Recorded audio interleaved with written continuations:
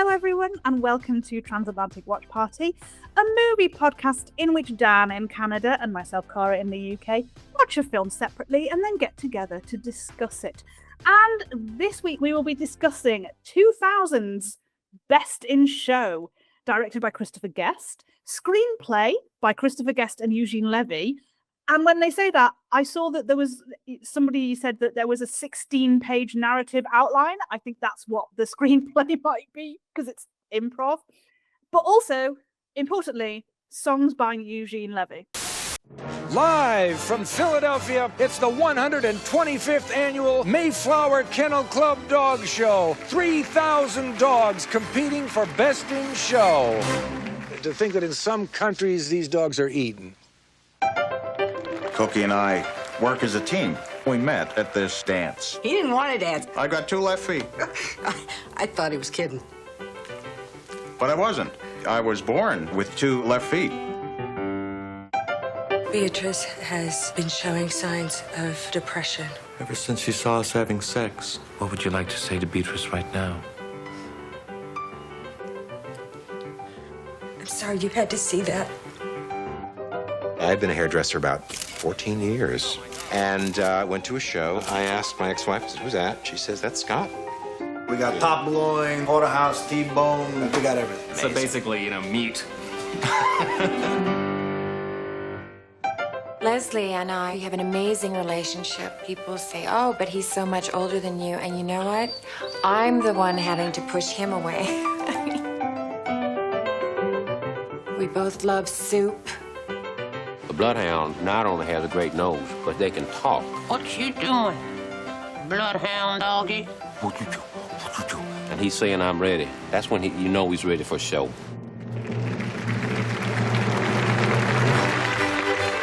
That goal is that Best in Show ribbon. Actually, poodle means puddle in German. You want your busy bee? Come get your busy bee. God, Harrison, if she doesn't get a door, she's gonna flip out! It's not in here. You left it at the hotel. Go to the hotel and get busy bee! That's my favorite, the miniature schnauzer. You'd think they'd want to breed them bigger, wouldn't you, like grapefruits or watermelons? Don't look at the fathead losers or freaks. You look at me! He went after her like she's made out of ham. The tension is palpable, the excitement is mounting, and the heady scent of competition is in the air as hundreds of eager contestants from across America prepare to take part in what is undoubtedly one of the greatest events of their lives, the Mayflower Dog Show. The canine contestants and their owners are as wondrously diverse as the great country that has bred them. Yep. And that's it. And that is... I love how they had, each dog was from a different category, so that was a very smart thing that they did, so that we got all the categories at the end. So we got to see, as a dog lover, we got to see so many dogs. Yeah, I mean, it's a great film if you're a dog lover. Even if you're not, it's because it makes fun of dog lovers so much, and it just makes fun of the culture, but also celebrates it in a way. It's strange how this film straddles the line between those two things, right? It never felt mean. No, that's exactly. what I like about it. I was waiting for the other shoe to drop at some point, something awful was going to happen. But the only people they're mean to are the awful people, and that's right. So everybody gets what they deserve in this film. I love that. It's also a tight 130 or a tight hour and a half. It's a really well paced movie. It gets to the point. It moves along. Before we started recording, you were saying that there's no real plot to this, because it is just people. It's the assortment of really odd couples who are all traveling to the same dog show from different parts of America, and they're all just a character study because the entire film, as you said, improvised. And then what I noticed here when I looked it up, it said story by Christopher Guest and Eugene Levy, and to me, what that means is they worked out the beats of the story, so they figured out character name. They probably give the actors free license to develop these characters as they see fit, right? These are, here's who you guys are, figure it out, and then everyone gets to work on who they are, and then they can come together and do it, right? Yep, I did. One thing I would love to say is that I love the fact that this film inspired the televising of the National Dog Show. Oh, So I they didn't know started televising the National Dog Show, which I think is the Westminster Dog Show in America, in 2002. NBC started, Huh. broadcasting it. We have Crufts over here. We have been televising that since 1950. Well, it's interesting you mentioned that because I do remember this. I was at Blockbuster Video when this came out, so I do remember watching it, and I loved it. I really loved it. It's more about, but for me, I mean, it's the Canadians, Eugene Levy and Catherine O'Hara are in this, and I loved them. And I'd also seen Waiting for Guffman, so this was the second follow up to that, or the follow up to that one. So that I knew this was going to be a good kind of ensemble piece. And it did kind of get me into dog shows. Like I've never been a dog lover, I would say, but I was kind of interested in the whole culture of it. And I remember watching it on TV shortly after that. So maybe it was that one that I was watching.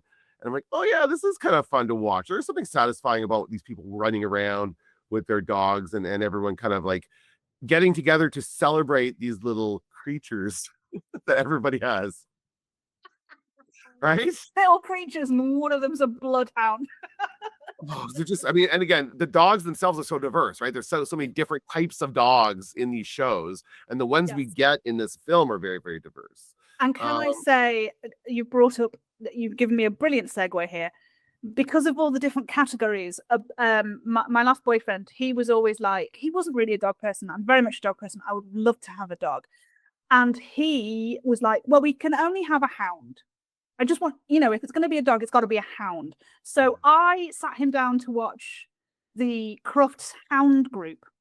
And in the Hound Group and we see one because it gets picked out in the 4, and I was very pleased in the Hound Group, the Petite Basset Griffin Von Deen, which is a little, and I'm like, that's a hound. We're getting that. You know the definition of a hound. That's awesome. Got him. We got him. Did you get one? Okay, should we break down who the characters are? There's a lot of them. Yeah. And really, okay, so and we were talking like that, the whole opening of this movie is the introduction to the characters.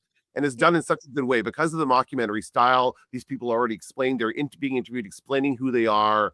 Also, we're like kind of a fly on the wall in some of the scenes. The opening scene is our first couple. So I'm going to go back to your document just to get their names right. So you have Parker Posey and Michael Hitchcock as Meg and Hamilton Swan, owners of Beatrice, is it Weimaraner?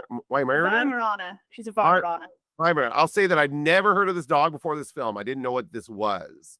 I think it's a very cool looking dog, but I didn't recognize it. And then we have Catherine O'Hara. Oh no, sorry, I was going to say their opening scene is them in therapy. And I just love it because you know where it's going, right? I know you knew. As soon as they're discussing, they're upset because their dog, or there's so Beatrice has seen them having sex, has witnessed them having sex, and has been very upset about it. And so we're kind of led to believe that Beatrice is their child. Like this, very, very. It's very cleverly done. Yeah. Because the therapist says she didn't say anything, and Hamilton goes, she didn't say a word. And you don't think people are going to be saying that about non-humans. Right. But they treat her like a human. They're also, I will say, probably the couple that is most perfect for each other in all of these couples because they're both like so high strung. These people, like the most stressed out yuppies, I guess you could say. These character types. They reminded me of Julia Louis-Dreyfus's character in Christmas Vacation, where she's also very like a very possession focused person and then worried about all these different things and stressed out about everything. And so these guys are just like, And then to kind of contrast that, we have Catherine O'Hara and Eugene Levy as Cookie and Jerry Fleck, owners of Winky the Norwich Terrier. And they are from Florida. And they, they're just an adorable couple. They're just so nice and so like down to earth, I guess you could say. So relaxed. They love their dog. We see I love that we see the amateur level of the dog show. We see the one like where they're competing, it's like in a park somewhere, and so they're like taking their dog around. Well, they couldn't have ordered up a nicer day, I'll say that for them. I woke up, I was so glad. Okay, would everybody please fill into line here? Leads up. Let's take them all around.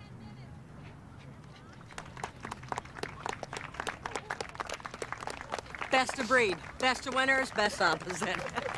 Yes. Super. I like to think that Cookie and I work as a team, although I do nothing. She does all the work with Winky. In this movie, we have like repeating champions, right? We have dogs that have come back. The Butch is the one that's come back to win and win. But these are the people who are like going as like genuine contenders, right? They're kind of like a Rocky in this situation where no one's heard of them. They're not like a well-known group or couple, and so they're doing. We don't really know that, because the thing is that a dog like Winky and a dog, will go to smaller events. Okay. Oh, is that right? Oh, okay. As I understand it, and then I don't know whether you have to do a certain number of events and win something to get to the National Dog Show, but the jump ahead. The thing they don't show you when we get to the actual dog show is the numerous rounds where they will just have 10 Norwich Terriers in, and they'll pick one, and then they'll have 10 more Norwich Terriers in, and they'll pick one, and then they'll have 10 more Norwich Terriers in, and they'll pick one, and then they'll see all the best Norwich Terriers, and they'll pick one, and that's the best in breed, and that will then go to the best category, the best in group. So so it's they do so much showing, and they have to get the dog used to showing, so they will go around and win all sorts of different levels of competition. But I adore Cookie and Jerry. And what I really adore about them is how much she loves him, because we see many instances, very funny running gag, of all of her ex-boyfriends turning up, and yeah, he's jealous of it. Oh my God, she's so beautiful, Catherine O'Hara. Mm-hmm. And she tries to downplay it. It's not possible. She's a beautiful, beautiful woman. And she is so smitten with this very ordinary guy. I do not enjoy a limb difference joke. I wish that wasn't in it. But yeah, that was awkward. But he other than that, he's just a very, very ordinary man. And she's just smitten with him, and I love it. Yeah, it's another one of those misdirects where they say he's got 2 left feet, and then they pan down, and he's literally got 2 left feet. And so he's got like a disability, I guess you could say, and he's not able to walk. But then it kind of makes it a little more meaningful at the end, right? When he does end up showing the dog. I was worried that we were gonna get a gag where he got so stressed that he started walking in loops. And I was so pleased they didn't do it. Right. They don't fall into the easy gags. Yes. Yeah. The mean gags to just so that they can get a laugh. And I do appreciate that. They fall into sexism very easily, but But what I like about the whole Cookie, of course, has had hundreds of lovers as she reveals in the interview, and he's like, hundreds. Oh. And so like what I like about that whole thing is that it's never framed as a bad thing. Like it's not about that she's had all these lovers. She just has had a lot of lovers. That's just the past that she's had, right? And that's okay. But then it just turns out every time she runs into another guy that he's one of her past lovers because she's had so many. And they are rightly obsessed with her. And pretty creepy about it because their only experience with her is having sex with her. So as far as they're concerned, that's what all she is to them, I guess. Gross. But she's fine with it. She's happy. She loves Jerry. And it doesn't matter. The part where they go on the way in, like they're driving into Philadelphia for the dog show from Florida, and they stop to visit what's his name again? Larry. Max. What? Oh, his name in the film is Max, but yes, he's Larry. He's the something. dad from 10 Things I Hate About You. Yes, he's been in a million things. He's a really good actor. He does it creep really well, and he's doing that here. He's always trying to hit on her, but I genuinely think for her that's just a visiting an old friend. I don't think she's going there. Obviously, she doesn't do anything with him, and she's not going there with any ill intention. She's just there to visit an old friend on the way to Philadelphia as they go to the dog show, and maybe a place to stay. Right, probably a place to stay for free overnight because it turns out they have money problems later. Okay, I'm gonna go through the rest of my characters and we'll get to yours. Okay, so we have Michael McKean and John Michael Higgins and Stefan Vanderhoop and Scott Donlan, owner of Miss Agnes, and Tyrone, who's also champion but is not competing in the film. What kind of dogs are they? Shih Tzus. Oh yes, Shih Tzu, because they make the obvious joke later on. I kept wanting to say Lhasa Apso or something like that, but yeah, those are Lhasa Apsos and Shih Tzus are quite similar. My grandmother had a Lhasa Apso, and I still think Is that a Shih Tzu or a Lhasa? But these are Shih Tzus. Okay, so but only one of them is competing. Tyrone is stayed at home, and there's a hilarious part in which they call Tyrone, and they're like, I can hear him breathing. They're listening. They're telling him all about what happened at the day of the show, and then whoever's on the other line is just putting a dog and sitting there. They're both sitting there, like it's so funny. It's so adorable. These two are hilarious. I think John Michael Higgins is really like the oversexed gay man. Like, he plays this very stereotypical oversexed gay man. Makes it very awkward in a lot of different situations, but also pretty funny. I think. I don't know if this is like one of the things that doesn't hold up about this film. I don't know if people would be offended by this stereotype at this point. It made me uncomfortable. But he is also he's just brilliant. But yes, it was one of that and the two left feet things were probably the things that made me go a little bit more. Yeah. They're still great together. Like, Michael McKean is amazing, and those and they're both amazing actors, and they're great as a couple. And the way they love their dog. Like, the thing about all of these couples, with the exception of the first couple, is that they all love their dogs, I think, and these ones especially love their dogs. They're like, oh, I want to show them what's on TV, and they're always like, they just love that dog, and they like the relationships, especially these two, and Harlan, Christopher Guest. The relationships are genuinely believable with the dogs. Like, I believe that they loved and owned and cared for these dogs. And I think one of the great things about it was that they didn't cast dog actors. They cast champion dogs. These dogs are all genuine, in real life champion dogs. Wow. And I think that's really good, because when they're like just on camera, just being around their human, they're very natural. There's no like hitting a mark and having to do this. Every now and again, they look at a boom mic, which always makes me laugh. It's like babies on set. So you always see them go, you're like, oh, they're looking at a boom mic. But they are so believable as that relationship. I really loved that about the film. Yeah, especially Christopher Guest, I think is the most. He very much loves his dog. And then my last two characters here, and I'll just say their names and we'll move on, because I want to save them for the part of the movie they're in. Fred Willard and Jim Piddock as Buck Laughlin and Trevor Beckwith were the commentators of the show. Yeah. And all I'll say before we move on is that I was in the impression when I first saw this film that Jim Piddock was a real dog show commentator, and that they paired him with Fred Willard to get his reaction, as Fred Willard just was an idiot. Like, that's what I was thought, and that is what the premise is. But I think Jim Piddock is also an actor. He's not a real. Okay. It was very specifically said to Fred, do not look up anything about dogs. And it was said to Jim did like 3 weeks of hardcore research. Okay. And then they put them together, and Jim Piddock is just like the most perfect straight guy. And Fred Willard is really the bit where the sexism comes out. Not how much Cookie, it's the Fred Willard stuff. All right, let's go on with my people. Bob Balaban, the man with the most fun name to say, is Dr. Theodore W. Milbank III, who is the Mayflower Kennel Club president. And I actually said out loud, is that a fucking Dandy Dinmont? Because he has a Dandy Dinmont, and we only see it once when it's sitting on his lap when he's doing his first interview. But it's a sort of long but stocky dog, but then it has like a cloud of curls on its head, and oh my god, I love them so much. Is this like are they trying to like just pepper these little weird breeds in here and there with these guys, like who all have everyone loves a dog, right?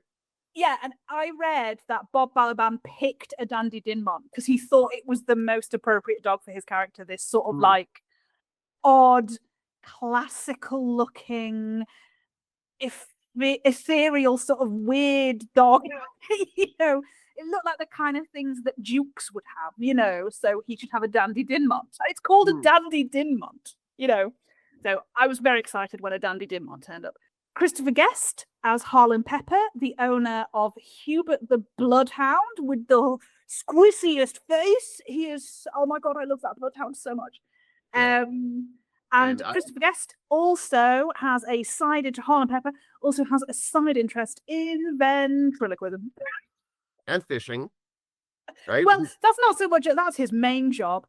And I did love the first time we see him is in his fishing shop, and people are saying that these guys are saying to him, "What you do is you sell them the map, and then you sell them each of the different flies, and you stick them to the map of like which fly is best for which lake." And I'm like, that's a genuinely good idea.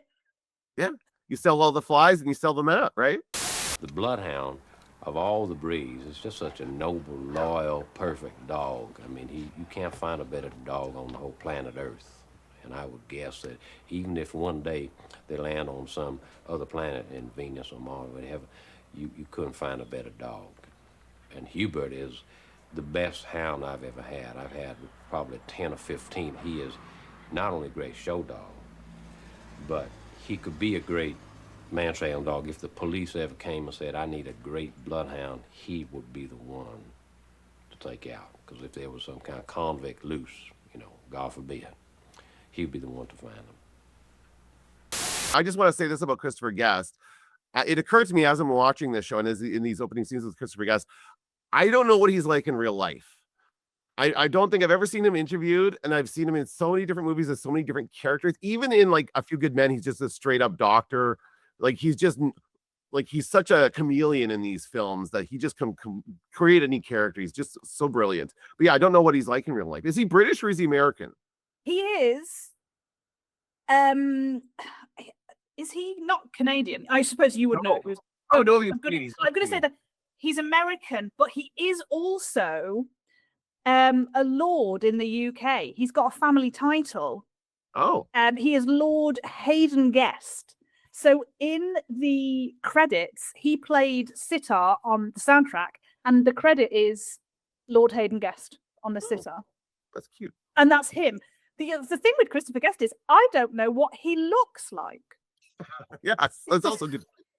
And he was the best of the the whole owner looking like their dogs thing. He was the one that looked most like his dog, right? And it was the color of his hair. It was like, I think they must have matched that perfectly or something. There's some intent there for sure, making him look like that bloodhound. But anyway, so now we can move on. Okay. I mean, I never want to move on from Harlan. Harlan is adorable, and I just love him. But we get Jennifer Coolidge and Patrick Cranshaw as Sherry Ann and Leslie Ward Cabot, owners of Butch, the Standard Poodle. Butch, who, by the way, is a bitch. Butch is a female dog, which I love. And then we also get Jane Lynch as Christy Cummings, who is the handler of Butch. Jane Lynch, I just adore Jane Lynch. I just think she's so terrific. I was watching, The Fugitive recently, and she popped up in The Fugitive. With Harrison Ford? Sorry? With Harrison Ford? Yeah, she has a part. She goes into, when he goes to like a lab to seek out like a friend who could check something for him. That's Jane Lynch. Oh, nice. I was gonna say, I think this might be the first thing I remember seeing her in, because I don't. Maybe this and the 40-Year-Old Virgin. I remember she was in that, but that's all. It was. I'd forgotten. Yes. Yeah.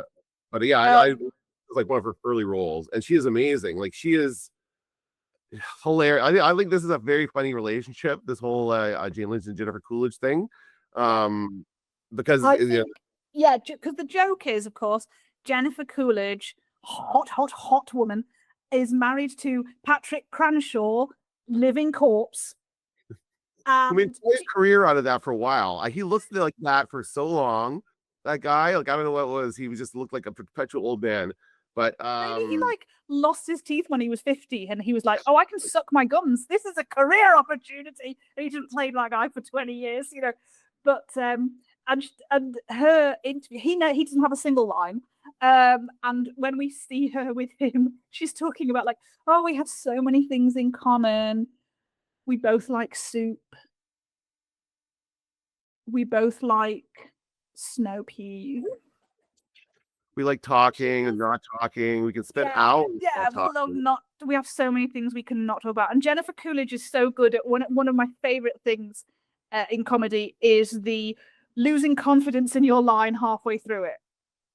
And she, where they're like, she fully goes in with that there's no end of topics we can't not talk about. And there's like just suddenly halfway through she's like, no. Yeah. She bails on her own. Just gets quieter and quieter, just looking into the distance. She's really good. So, yeah. That's it. That's the those are all the couples, and so we all meet them in their various places, and they all travel to Philadelphia for the Mayflower Dog Show, right? Which is meant to be, I think, an analog of Westminster, which is the big one in the US. Yes. Can I just say the other thing, when we met Scott and Stefan, Scott's line, on a Friday night, I'd have 3 Saturday nights and then I'd go home. I had to pause. I was laughing so hard. I was just like, that is such a, it puts such a vivid picture in your head. What a brilliant thing to say. Now, this is my question about how they developed this stuff, right? Because that, I think, yes, that may have come to him in the moment as they're improvising that, but more likely it came to him while he was like trying to figure out other stuff and maybe figuring out that, like, don't you do a little bit of rehearsal of improvisation ahead of time to kind of work out some possibilities? And that's something they do? I have no idea. I have a friend who works with an improvisation musical company, which to my mind is a completely insane idea. You know, you've got to improvise a song and a tune and lyrics and all this, and you know, and how to come to an end. You know, it's like the whole thing is a nightmare. And yes, they have improvisation rehearsals where they just keep improvising, but they never have any prep for the thing that they're going to do on the night because it's suggested by the audience. Right. These guys did have a 16-page rundown of the basic plot beats, and they probably sat down in I don't know, I'm talking, you know, off the top of my head. They probably sat down with each other and said, like, oh, if you're this guy, I'll be this guy. And, you know, there must have been some sort of, you know, workshopping of it beforehand. I can't, if it is all one take stuff, it's incredible, because I know they shot like 60 hours of footage. So it could be. Well, you're right. No, yeah, that's the 5th time they did it, right? So when he comes up with that line this time around, oh, that's perfect, we're going to use that. But maybe an earlier part of that scene was the earlier take in which somebody else did something brilliant. So they could be cutting together different takes, right? Okay. Interesting. And I think, like you say, he could have gone, like the first take, he could have said on a Friday night, I'd have a Saturday night. And then he thinks the second take, he goes like, I'm going to up that. Yeah. On a Friday night, I'd have 3 Saturday nights. Yeah, that's right. You know, and you build and build and build until you get to a point where you're like, we've gone too far now. We'll take it back. Yeah. But that's the beauty of this kind of thing. And it's so organic and it's so funny. And it is, by the way, I'll just mention the exact same thing they did for Schitt's Creek. Catherine O'Hara and Eugene Levy would go on to make Schitt's Creek. And it's this exact same premise. And all of these films really run this by this premise, right? Of this improvisational, like they've done now, I want to say 6 or 7 movies together, Christopher Guest with all these same actors. Yeah. Very few. It's been a lot, yeah. I don't know whether Schitt's Creek was, I mean, it might have been for that particular pairing, but I think it was a scripted sitcom. Yeah, but they worked out along. But Catherine O'Hara definitely had so much input when she came on board for who she was going to be. Okay.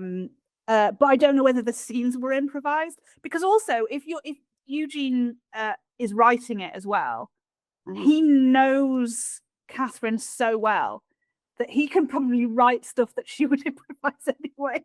Absolutely. But what I was trying to get at is that this is all like, this is their roots. Like these two started off as part of the Second City in Toronto, which was then would lead on to SCTV, which is kind of like the Canadian Saturday Night Live kind of thing. And this was like they started in improv, so this is how they built all of their comedy when they first started out. And so this is just coming back home for them, I think, this kind of thing. This is why I'm sure this is why Christopher Guest approached them to be in these films, just because they're so amazing. Yeah. Or I mean, Eugene Levy is probably already friends with them. I'm just guessing a bunch of stuff. Let's move on. God loves a terrier. Yes, he does. God loves a terrier. That's because small, sturdy, bright, and true, they give their love to you. God didn't miss a stitch. Be it dog or be it bitch, when he made the Norwich Terrier with its cute little derriere. Yes, God loves a terrier. I enjoy the adult braces on the swans. They're a really nice touch. Also, the fact that they are catalogue people, and apparently that is something Christopher Guest wrote down years ago. He just wrote down catalogue people as an idea of like maybe some characters, and that's where they started. These are catalogue people. Go mad! And you're like, it's absolutely incredible the things that you can get from just the words catalogue people. And I don't think they would exist right now because they'd be internet people. They'd be Amazon people. You could get all their stuff on Amazon. They would love it. They would love it. They don't have to talk to anybody. Yeah, no, they do not want to talk to people. Yes. And of course, their dog also has the bee. That's the other big thing about their thing, which becomes a big issue later on. But I think they're more attached to the bee than the dog is. But they have this squeaky toy for the dog. They are very neurotic, and they have created a very neurotic dog, which is the only dog performance I didn't believe, because every time that dog had to look, apart from in the opening scene in the therapist's office, when they're like, look at daddy, look at mummy and daddy were over here, and she's just like lying in the bed and she won't look at them. That worked really well. But other times she is meant to be barking, and that is the most chill dog. And I love, like, they get to the airport when they're traveling, and a guy comes up and he's like, oh, what's is this a Weimar on it? Can I say hello? And they're like, and he said, and she goes absolutely bonkers at him. She's barking at him. And we never see the dog. We only see the people yelling at him, the swans yelling at him, and the guy going, you should have a muzzle on that thing. And the reason we never see the dog is because that dog is so chill. Well, they do get it to jump up eventually on the judge. Yeah, but the woman has so obviously had a treat in her hand. Okay, and again, we get barking noises, and that dog is not barking. All it's doing is going, food. And also, that's what I don't know how they got that dog to do, because that dog is used to being in a show ring. I wonder if they had to really persuade it to jump up on that woman. Right, because it would have been trained not to, right? Yeah. But I do enjoy it when they have to like when a baby's crying on film and they have to cut away and you never see the baby, or we only see the baby's back, and you're like, that's not a crying child. It's the same with this dog. Yeah.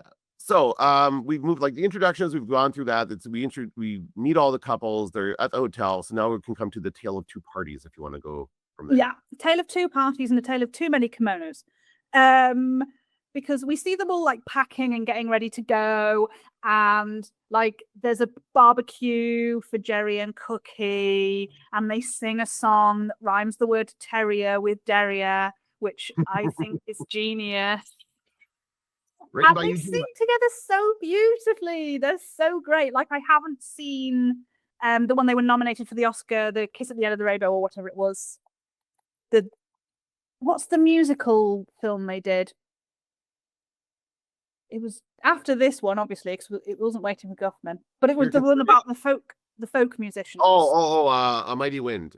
Yes, and I think they were nominated for Best Original Song for that, and they sang it at the Oscars, and they're so great. And then they all set off, and they're packing. Scott and Stefan are packing, and Scott comes through with like everything from his wardrobe, and Stefan's like, how many kimonos is this? And he goes, this is number 7. And Stefan says, we're only there for 48 hours. And Scott says, so I need one more. He needs 8 kimonos for 48 hours. When they get to the hotel, they're like stapling a blanket to the wall, and they're hanging up things. They're like just making the hotel room their own, basically. They are recreating their bedroom. They have packed their bedding, their pillows, their headboard hanging, everything. They're just moving. They're hammering things. It's for the dog. They're doing it for the dog, so the dog feels comfortable. I bet you anything that's why they do it, right? That's a good point. Hadn't thought about that. Yeah, they want to make the dog feel at home. That makes sense. Yeah, I just wrote down the swans are awful people. We meet the guy because the swans are awful people. That's just consistently through this film the worst people, and it's brilliant because they're such a counterpoint to everyone else. Yeah. we meet the guy who runs the hotel. And Bagley Jr. And what does he reference when he's showing us the cleaning supply closet? I don't know. What is the reference?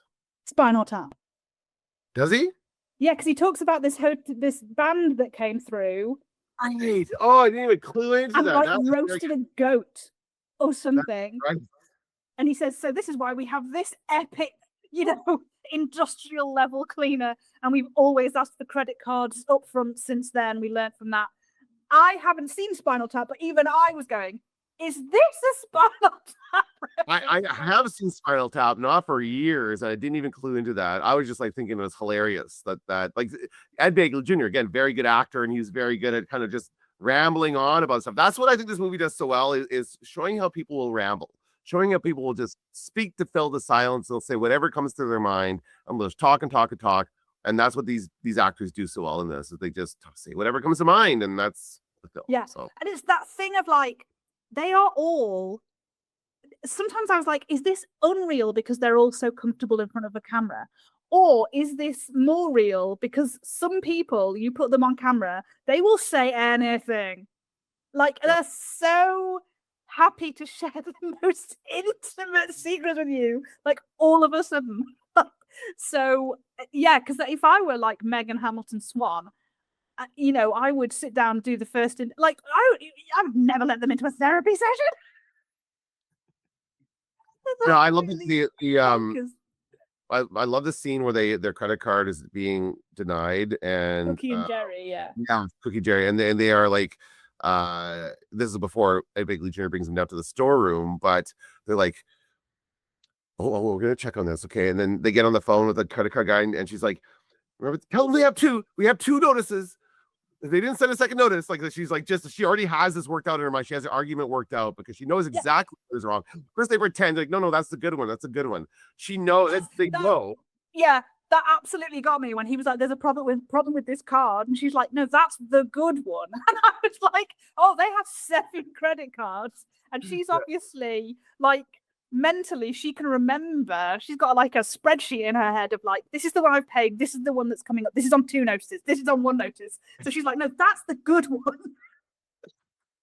And when she started saying we've got until 2 to pay it, I thought she meant like 2 p.m. the next day. But no, she meant you've sent us 1 notice and we have until 2 notices, and that makes me like all sweaty and nervous. The idea of just going, hey, they've only sent us 1 reminder. It's awesome. So yeah, anyway, they end up staying in the we don't actually come back to that room ever after that. Thank God. Yeah, because they get put in the cleaning room, and he does say they'll clean it out for them. And they have this brilliant thing about like room service, and he's like, the kitchen is next door. You can just go in there and ask them for what you want, and it's brilliant. That before they get there, we've missed out some of the bit where they meet with Max and his wife, and Max is just consistently inappropriate. This is one of the things I love about Cookie. Doesn't remember most of the people that she slept with because there's been a lot of people, and also, like you say, she just sees Max as a guy that she knows. But every man who has ever slept with her is obsessed with her, whereas to her they're just notches on a bedpost, and I love that. But he is so inappropriate with her. And he snogs her in front of Jerry and his wife. And then when they're sitting down at dinner, he is being so consistently inappropriate that Jerry gets all flustered and is like, well, I haven't complimented your wife's pillowy breasts, or whatever he said about them. And the wife is thrilled. She's like, Jerry. You wouldn't know this, but she was famous for putting her legs behind her head. She could get both legs behind her head. What he's like an animal. No, it's just talk. He's like an animal. Oh, excuse me. Hey, I forgot to compliment you on your luscious melon breasts tonight. How does that sound? Come on. Look, what the hell are you talking about now? You know something? It's like the first compliment she's received in 10 years, and she is so happy. And the whole speech with Max talking about being a hostage negotiator. And he's like, let me tell you something. They all jump. You know, because he talks down suicidal people, but he never talked anyone down successfully. He just talked them like violently down, and he describes vividly like what a body looks like when it's hit the ground and stuff. And it's so he's just awful. And then their son takes Winky and sits on top of the shed with her. I mean, it's like it's not that far off the ground, you know. Like they could just reach up and take Winky. Yeah, it would be fine. But he's like, I'm a professional, and he starts shouting at his kid things like, I will put my thumb so far into your eye socket. And like, is this what you say to people? That whole the build up, you know, how chaotic that gets in such a short space of time. Yeah. It was absolutely brilliant. That was very funny. Yes. Good point. Thank you for bringing us back there. Oh yeah, are we now on to the show? I just wanted to say the other thing that's funny is Cookie in the party, because we've got the reason I call this a tale of two parties is because we've got Butch's party in the big house where like Bob Balaban goes, you know, like the mayor of the guy who runs the whole thing. He's at that party. The other party is all the other competitors in the hotel, and the hotel put on a little spread for them, and they all go around and they've all got stickers with their names on them, and Cookie's sticker is on her breast. Like, it's not stuck to her top. It's stuck onto her boob. And it doesn't quite, you know. And I was just like, that's... And then she meets another old flame. And he says, I banged a lot of waitresses in my day, but you were the best. And she's like, this is my husband. And then, you know, it's just, oh my God, all these guys. Yes, so now we are on to the show.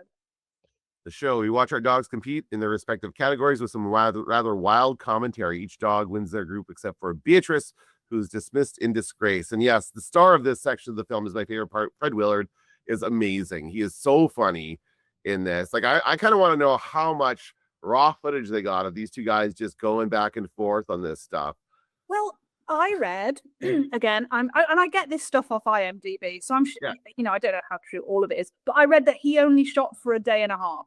Really? And yet, wow. I still think if they shot 60 hours of footage overall, about 24 of that was him.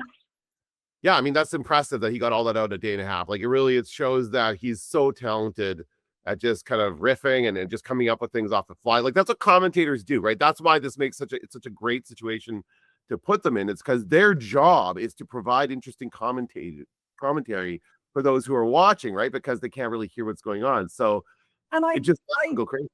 I do always enjoy a commentary team that is one person who knows everything and one person who knows nothing.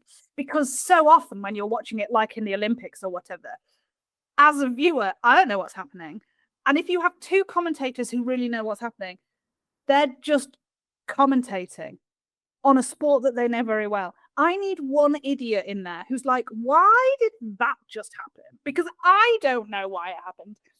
And that is what Fred Willard is. The only problem is Fred Buck Laughlin kind of doesn't get that that's his job. He kind of thinks seems to have this idea that he's been sort of employed as a person who, you know, as a skilled commentator. And I'm like, no, you're the idiot. Right. Yes, he thinks he's the pro. And so Jim Pinnett, Trevor Beckwith just constantly has to go, well, he has to constantly correct him. There is an absolutely amazing moment where we see Buck Laughlin interviewing Theodore Milbank III, the president of the Kennel Club. And every single thing he says, Bob Balaban has to go, no. No. No. So I just wrote down poor Theodore. Well, it really does seem like he's just saying the thing that comes to his mind as these dogs come out, and he's just reacting to whatever is happening, right? But it's like when the judge is examining the dogs generally, he's like, oh, what's he doing? Oh, where's his hands going there? He's like, oh, he's looking at the testicular area. He's like, hey, oh, hey, and he's getting all worked up about it. He is sex obsessed. Everything that comes out, every time he has like a little, Filofax of little sexy jokes that he can make and sexy observations. So, yeah, it's completely wild and inappropriate. But then when during the hounds category, when Hubert comes out, his big idea is to put a little Sherlock Holmes clout on and a little pipe with smoke coming out, make it look like there's smoke coming out of it, which what's his name says could be a fire hazard, which is probably true. But that's also hilarious too, where he's like putting in. And then I'm thinking about where does that image come from of the hound with the Sherlock Holmes cap? I don't know where that comes from. That whole thing. Well, I don't know whether it's because obviously there's the Hound of the Baskervilles, but that hound isn't. But yeah, there's always I've always seen that image, and the Hound of the Baskervilles isn't like really a bloodhound. It's I don't know, but I've always known that image. As soon as he was talking about it, I was like, yeah. He also has the moment where Cookie comes out with Winky in the terrier group, and he says, "That handler looks familiar." Yes, because he's like, with Raven. Whether they're hurt, of course he is. Of course he is, right? Yeah. That was an easy little joke to slip in there. That's awesome. Yeah. We get the swans argument over, and it's the way they keep going. Look at her, she's freaking out. And this dog is just like so not freaking out. They are freaking out. They are very, very upset. I'm just looking up the deerstalker cap thing I just want to close this loop.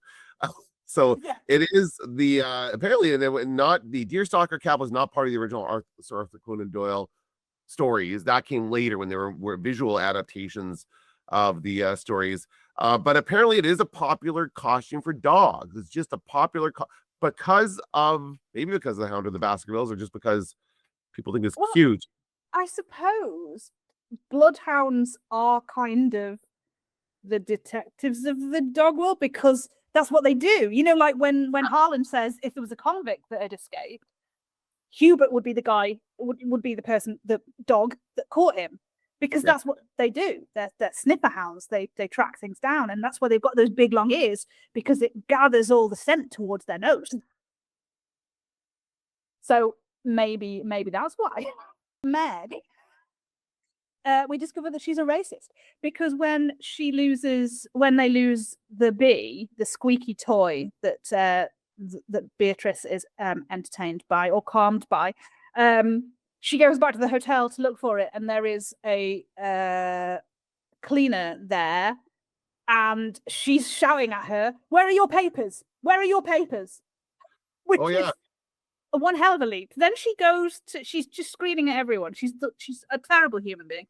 Then she goes to a pet shop, and she's trying to find a bee, and the guy behind the counter, they obviously don't have the thing. She's looking so specifically for that exact toy. And he's like, "We've got this." And she's like, "That's a bear dressed as a bee." And then she's like, "No, it's colourful and it's got a squeaker." And he's like, "Oh, we've got this. It's got a squeaker in it, and the colours, it's sort of striped, so it could maybe be like a bee, because the dogs don't really see colours. So, maybe it won't." And she's like, "That's a parrot."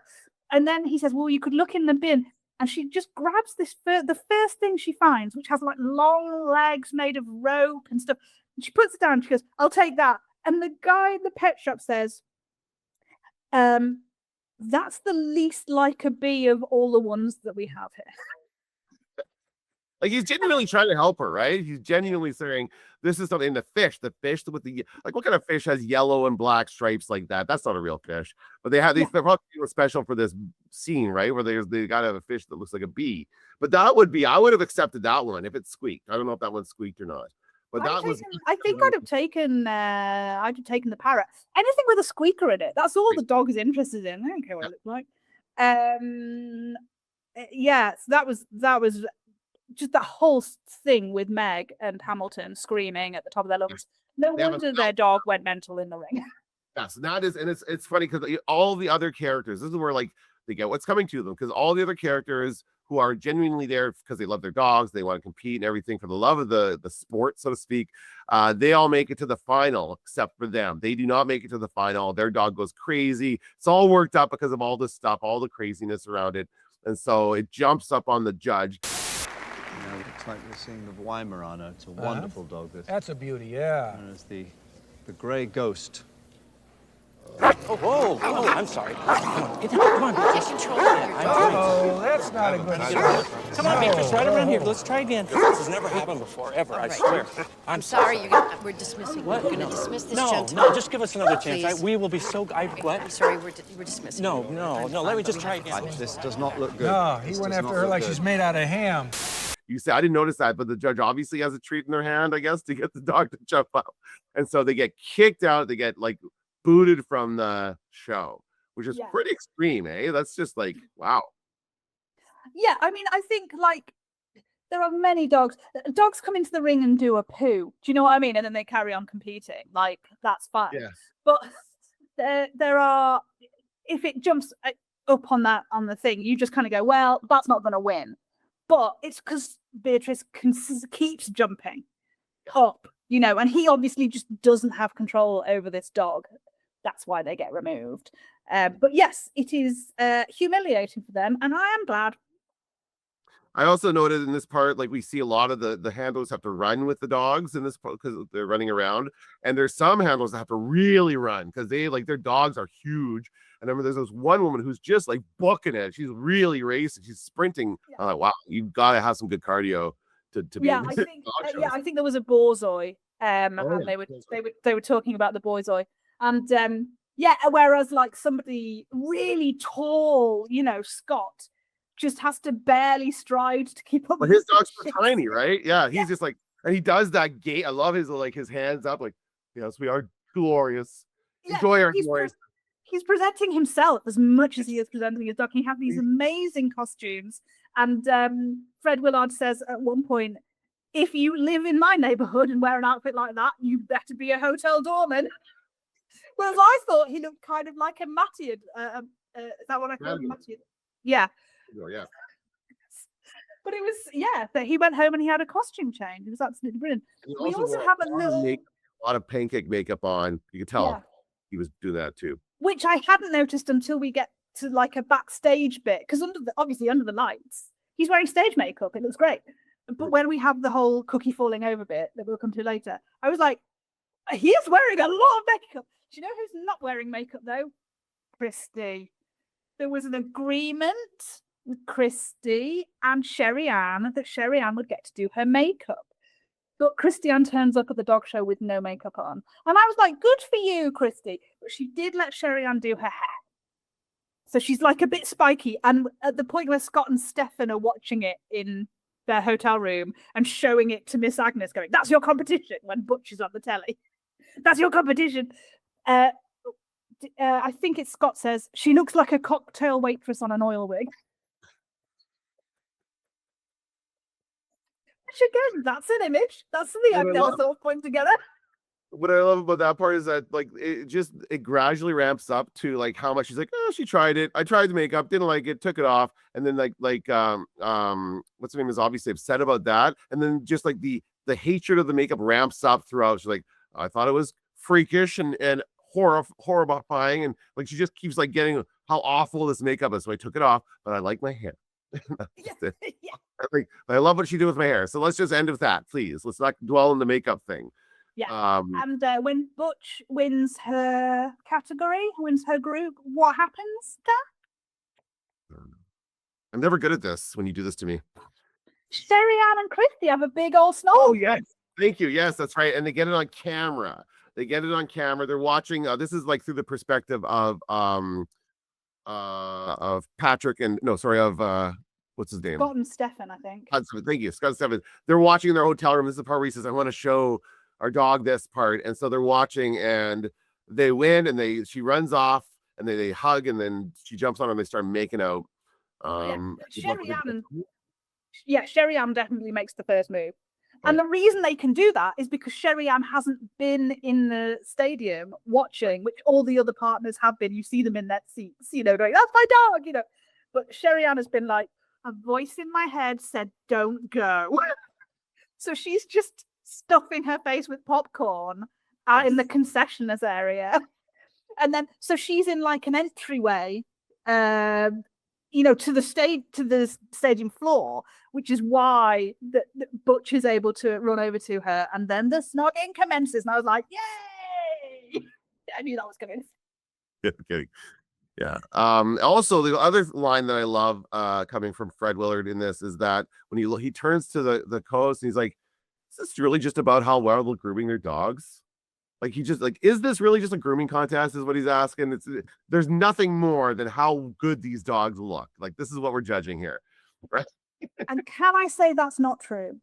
Okay. Well, he It's does. about, they've got to be like within a standard. So they have to be certain lengths and certain heights and certain weights, and so when the person is like, some dogs have to have like a curved back like a whippet, and some dogs have to have a flat back like a Shih Tzu, and some dogs, so they do, so all of the feeling that they're doing is to check that they are within the standard. Because my grandmother, they had dogs that were, and I think one of her first dogs was a dog that was given to her because it wasn't showable. Oh, okay. Because you'll get, in the same way that horses, you have these magnificent stud horses, and you get these incredible lines of horses and, Grand Derby winners and all that sort of stuff from the same horse. It's the same with dogs. These show dogs will have a history. Oh, yeah, their grandfather won Crufts and their great-grandfather won Crufts. It's the same thing. And you'll have a litter of puppies and you'll be like, that one's a runt. We'll sell it. But the rest of them we will keep because these are show worthy. And it is to do with the stature of the dog, So no, it's not just the grooming, but the grooming is important because again, that is another standard. The standard poodles like Butch have the stupidest haircuts. Yes. And when they're not competing, they don't have those haircuts. They're just normal dogs the rest of the time. The Shih Tzus with their long hair, that it sweeps the floor, like a beautiful long dress, and it makes their legs, makes their movement look so great, and the working dogs are cut in a way that would help them work, and it's very technical. There's a lot more that goes into it. This is like, honestly, this is just like last week. I explained hockey to you last week. Now you're just explaining dog shows to me. It's like the same, the passions of our countries. Yeah, I have been to Crufts and you have been to hockey. Yeah. So. Well, I've never been to a dog show. I would love to go to a dog show, honestly. It seems like a lot of fun. It seems like people are really passionate about it.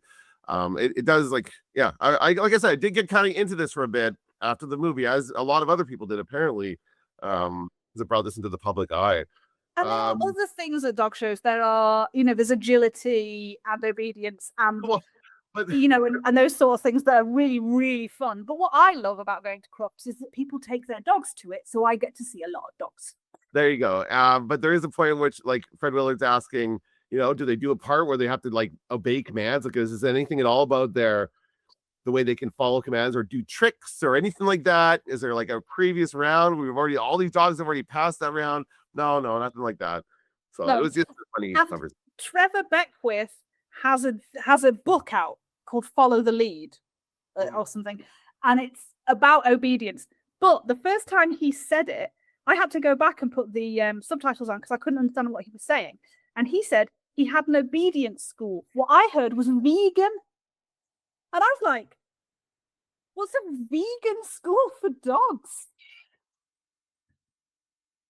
And I had to go back and I was like, obedience, that makes perfect sense. I don't know why my brain didn't go, of course, didn't fix that in my head when I heard it. No, I thought he was running a vegan school for dogs.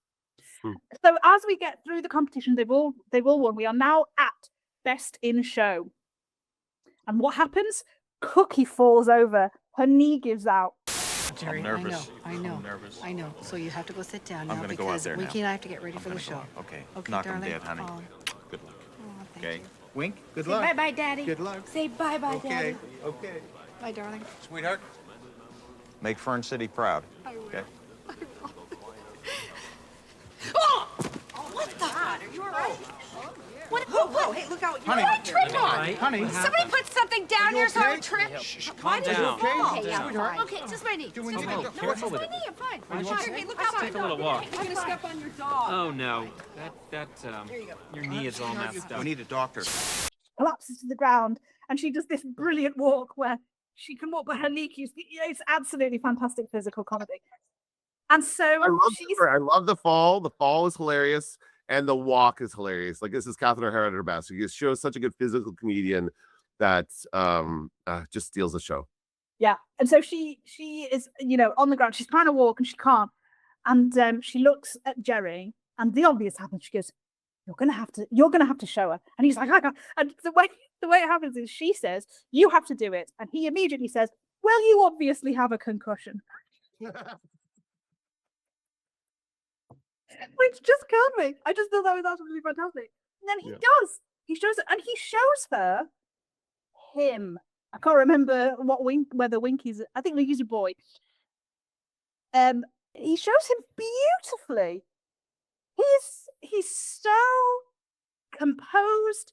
I thought he would go into the because at the very beginning, when we see them at that tiny little dog show, he has a brilliant line where he says, "I like to think that Cookie and I work as a team, although I do nothing." And so I thought, well, he's not going to be good at this. But he has watched her do it so many times that he does know what he's doing. And he shows Winky beautifully. It was so great. I did want Hubert to win. I honestly thought I was so happy with Winky winning, of course. As we learned, Winky is the winner of Best in Show. And I was very happy to have that one. I thought that's... Yeah. And somebody said that, of course, the only other dog show we see is Winky winning at a lower level. So it's like foreshadowing Winky's a winner. Even though Butch has won the past two, that's the thing, is Butch is coming trying to do the trifecta. Like, they're trying to do 3 in a row, right? Yeah. And so that's a big upset for Butch to not win. Yeah. As we find in the 6 months later category, where I think Christy describes it as disturbing, or Sherry Ann does. Like, she didn't win, and that was disturbing. So we find out what everyone's doing 6 months later. Cookie and Jerry are recording an album. It is called The Captain and Cookie Beg for It. I don't know why they've made him a captain. And all of the dogs are terrier based. And we hear them recording one of the songs. So that's another original song by Eugene Levy. And then halfway through the take, which I would burn the building down about if you interrupted me halfway through a take, the guy recording it stops, cuts in, and speaks over the speaker to them. And he's like, "Cookie?" And so it turns out he is yet another one of her former lovers. Yes. And she says, "Oh, you've grown up." And he says, "I'm growing right now, girl, looking at you." And I'm just like, oh, everybody, like, they've never got over this one extraordinary night of sex with Cookie. Yeah, but his nickname is Bulge. So there's that. And I'll tell you where the captain thing comes from. That is a reference to the Captain and Tennille, which is an actual, it was a duo. I don't know, maybe you guys didn't hear about them over there. They were kind of a lounge act, and it was a man and a married couple that would, like, he would play piano, I think she would sing, and they were very popular in the 70s and 80s. So that's what that is. The Captain and Cookie is what they're trying to say. So I think that's all that is. It's just a take on the Captain and Tennille. Okay. But yeah, they put him in the middle. This is like, and I say this about almost everything that we see our people involved with at this point. This is a really good idea. People would love this. Terrier owners will love this. Like, there is a market for this album, even though they're horrible singers, which is hilarious. But there's like something to this for sure. Yeah, they are bad singers in the recording studio, but genuinely, the one they sang at the barbecue was really cute. Like, they sing nicely together when they're not doing like rock. But yeah, I would totally buy that album. Yeah, like 100%. Then we see Sherry Ann and Christy, who are now a couple. We have no idea what's happened to Leslie. No one ever mentions him. And they are now running a magazine that appears to just be called Bitch. And it is it's a magazine for the lesbian purebred dog owner. Very specific market. Great idea. There's a market for this. Absolutely, there is. Like everything has become so niche now that all these things would work for sure. and they're on their 3rd issue. Yes. So they're So doing great. magazines are not a good idea right now. But other than that, This was 2000. People were still this buying would be a magazines website now. It would have evolved into a website. I'm sure there would be like something to it still. Harlan is pursuing his ventriloquism badly, it has to be said. But he's following his dream, and I love that for him.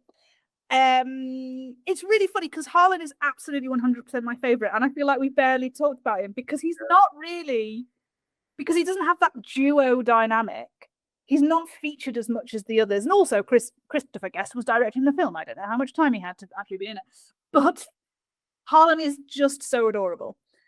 Scott and Stefan are producing a calendar, and the minute they went into that shot, I was like, is this a Gone with the Wind with Shih Tzus? And it was. It was.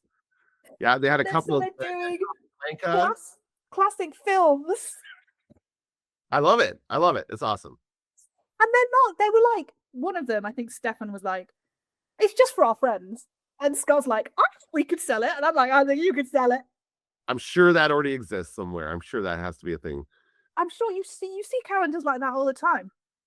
Like stupid, like 2 cats doing this and 2 dogs doing, but there's plenty of stuff like that. And I was like, absolutely, again, I would buy that calendar. And the Swans, we see them back with their therapist. And we see that they are wearing vibrant colors. Big change up in what I didn't notice was whether they lost their braces, because that would have been an interesting thing. Yeah. But yeah, they're wearing bright colors. They seem much more vivacious, and it's kind of obvious from the start that they're not with Beatrice anymore. Mm-hmm. That relationship is over. So they have a much more sex positive dog now. They have a little pug. And the last shot we see is the pug shagging this therapist's leg. Yeah, and again, this is something we see, and we're going to keep seeing it because it's a very common thing in filmmaking is the opening shot and the ending shot being similar. Opening and closing being mirrors of each other in some way, and that is what this is. It's just the couple in there, the same therapist, different dog. The dog's humping his leg. Hilarious. And that's it. That's the end of the movie. And again, they get exactly what's coming to them. Like they have not learned anything. They're like, get rid of the dog. They're not in this this is about them. It's not about the dog. The dog is an accessory to them. Whereas all the other couples love their dog. And although I don't know about like for Christy and Sherry, it might be about their relationship and that whole thing for them. But everyone else is like all in it for the dogs for sure. Yeah. Like I don't get the feeling they love that poodle that much. Well, we don't really see them interacting that much with their dog in the same way that we do. But like Winky, we see Winky carried around a lot, and they sing about Winky and stuff. But there's not. But it's the Shih Tzus and the Bloodhound. Those relationships were so genuine. They were so believable. Those Shih Tzus were having a great time. Every time there was a talking heads interview and they were getting to just lie on the sofa and clamber all over them. And the way the guys reacted to the dogs clambering all over them was like, yeah, this happens every day. It was so natural. And the conversation with Harlan in the woods, where he's like saying about the dog speaking. The Bloodhound not only has a great nose, but they can talk. And so when he's doing that, he's talking. He's saying, what you do? He's saying, what you do? What you do? What you do? What you do? And he's saying, I'm ready. That's when he's ready for a show. Because he says, I'm ready. I'm ready. I'm ready. See, Dad and I know he's ready. What you boy? What you do? You know what I mean? He says, I'm ready. I've walked and I'm ready. Have a good night's sleep and then we'll get going and it'll be showtime for you, right? And look at that. The judge is going to look at him and say, hey, hey, hey. And sometimes I think he's going to talk to the judge and say, hey, Judge. Hey, Judge. Look at me. He's not, the dog ain't going to talk, but his mind is like a telepathy. This is one of the things you'll see in the dog shows with something like a Bloodhound. The dogs that have all the wrinkly faces, they will push because how many wrinkles they have, again, is a standard. Wow. So they will push their faces forward to see like that they are fully flexible and all that sort of stuff, and they have the right amount and the right shape and whatever's going on. So when he pushes that dog's face, I was like, this is a man who knows how to handle a show dog. Like, it was so, just their relationship was so beautiful. I just adored them. Oh, he was great. When that whole, he's like, and he like doing the voices and stuff like that. It's so, and he just goes all in. Like, he's just commits everything to it. The other part about him I liked is the naming nuts scene where he just goes through the nuts and just names all those nuts. And then he's talking about his dog saying, he's like, it sounds like he's saying the nut or macadamia. Yeah, it's like, come on, like, so good. He's such a great. But also, the way he talks for Hubert is an extension of his ventriloquism. You know, so I wonder if that's kind of what started him off, you know, is that he's always had this voice for his dogs. And then he's like, I could do this as a thing, you know. Yes. What mark did you give it on Letterboxd? 4 out of 5 is my rating on Letterboxd, and it is, I think, my favorite of these films. It is my favorite of the Christopher Guest, Catherine O'Hara, all these guys together. I mean, I kind of want to rewatch Waiting for Guffman now because that's one I remember really liking as well. But this one is so good; it's just so amazing, well done. I gave it a 4 out of 5 as well. Cool. It was just a really nice time, and it's like, I do love a 90-minute film. And it was just such a lovely package, just wrapped up in a bow with just people at the top of their games. I watched it yesterday afternoon. It's Saturday afternoon. Great movie to watch on a Saturday afternoon. And one thing it occurred to me as I'm watching it, it's not like you talk about moments where you were laughing out loud, and there are a few moments like that. But for the most part, you're just sitting there with a smile on your face, just looking at all this stuff happen and look at these people in their situation. And it's not like a laugh out loud, funny kind of movie throughout most, right? There are a couple of really ridiculous moments that you just kind of can't help yourself, but for the most part, it's pretty reserved. I still love it though. It's a great film. Yeah, I think the reason I had to pause it mostly after the every Friday night I'd have 3 Saturday nights was I just wanted to reflect on the genius of that moment. Like, that is just such a good one. Just wanted to let it settle and think about it a little bit and go, yeah, well done, everybody involved. All right, so ready to move on to the next film? Yep. Okay, so you gave me lots of options here. There are a lot of great actors in this movie, and I could have gone to any one of these different actors. In fact, I did think about Christopher Guest. I looked up what his first movie was, his first appearance in a film. Apparently, it was Death Wish with Charles Bronson from the 70s. But I was like, I don't know about that one. It's very violent, and we've already watched a 70s movie. But the person that I really love in this film, and we didn't really talk about her too much, which is good because we're going to talk about her in this next movie, is Parker Posey, who of course plays Meg. And my favorite Parker Posey role is in Josie and the Pussycats. Okay, I haven't seen it. This is so great. Awesome. It's one of my favorite movies. I love this movie. It is so clever. It is like the set up of pop culture with also being just a hilarious comedy. And Parker Posey's the villain in it, and she's just amazing. Is Rachel Lee Cook in it? Am I thinking? Rachel Lee Cook, Tara Reid. Tara Reid. And a third person that I can't. Rosario Dawson is of course. Right, and there's all kinds of people in this as well. What I love about this podcast, the opportunities it opens for me is, I didn't really see that many films during the 90s, and I feel like I'm getting to watch so many 90s, like an early naughty, like those kind of things, because that's when like you were working at Blockbuster. So that's a bit of film history that you know a lot about, and is a huge missing gap in the classic things that I've never seen. So yes, we can definitely brilliantly do Josie and the Pussycats. Thank you. Awesome. It's a lot of fun. It's a great movie. I pretty much watch it every year, I would say, and I have not watched it in more than a year now, so I'm due for another watch. So let's watch next week Josie and the Pussycats. Okay, anything else before we wrap up? No. Do you have your notes on what you want to say in the end? That's going to do it for another episode of Transatlantic Watch Party. Thank you so much for watching. You can follow us on TikTok. Links below. Until next time, keep watching movies.